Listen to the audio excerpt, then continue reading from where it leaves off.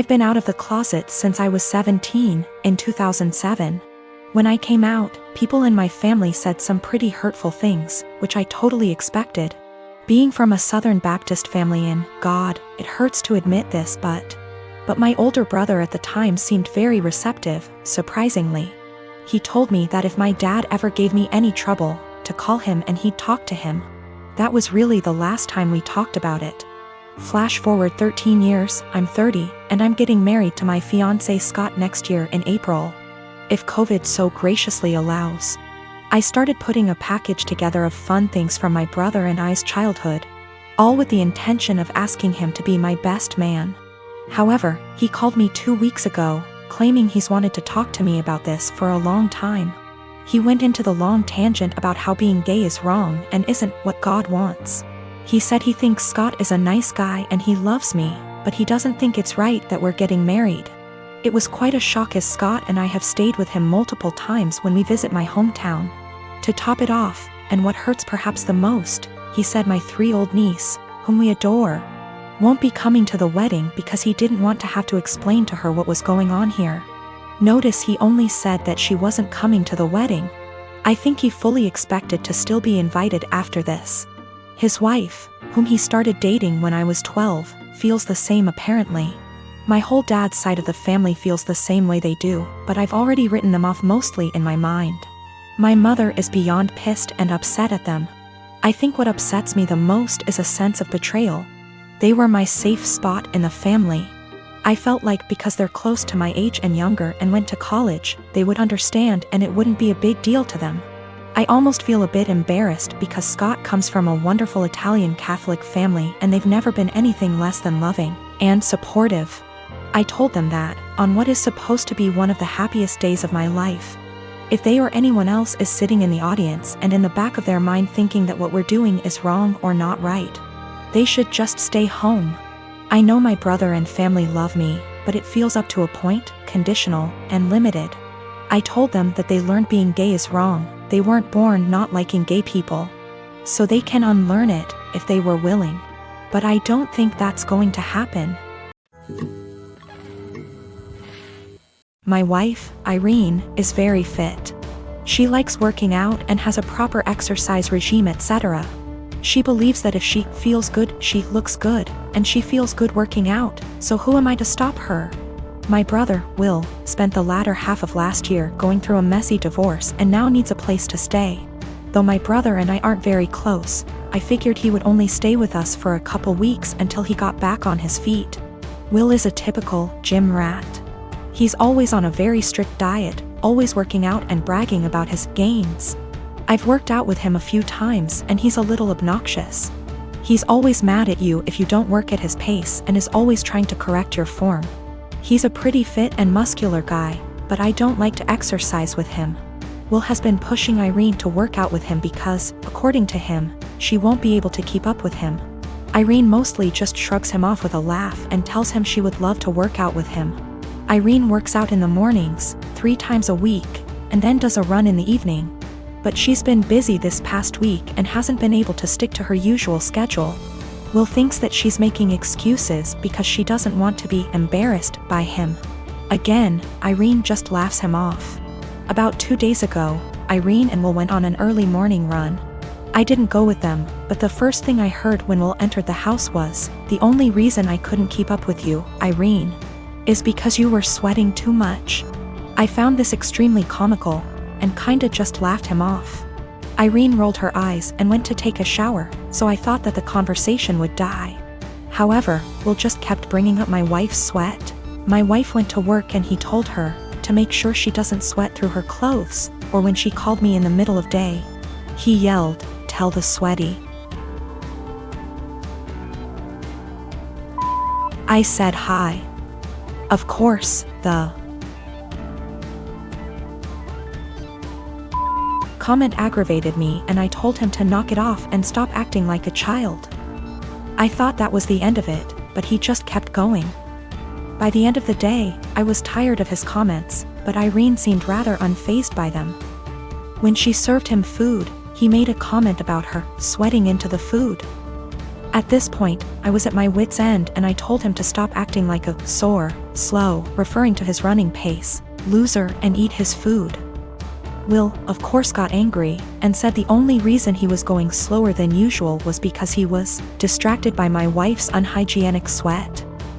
Irene looked a bit offended by this, and I told Will that I would kick him out if he made another comment like that.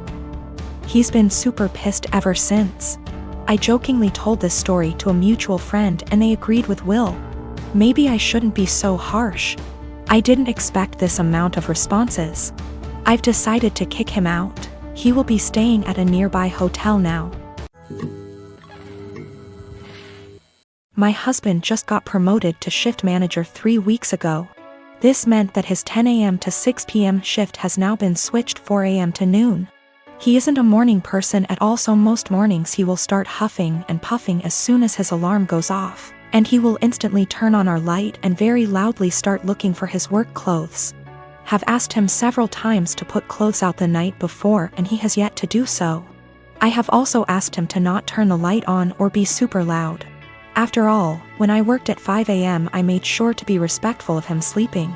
So yesterday morning when he got up at 3 a.m. and flipped on the light, I grabbed my stuff and went to the guest room. He came in and asked what I was doing. I told him that since he didn't respect me sleeping at all, that I would be staying in the guest room from now on. He made a comment about the light will only be on for 5 freaking minutes. Which is not true. He turns the light on, finds himself clothes and then goes to take a shower without turning the light off. If I turn the light off, he will come back into the room after the shower and turn it on again to grab his socks and put on his shoes. Which also pisses me off because shoes stay in the kitchen by the door and there's no reason he can't put them on at the table. Anyways, instead of understanding, he just got angry. Mainly because he is not a morning person and he doesn't like dealing with anything in the AM. So, while he was at work yesterday, I moved all my stuff into the guest room. Last night he practically begged me to sleep in the bedroom and promised to let me sleep. Well, this morning he flips on the light again, so I sit up and I'm like, are you kidding me right now? And he says, I'm being quiet. As if that was the only issue. So I went into the guest room and locked the door.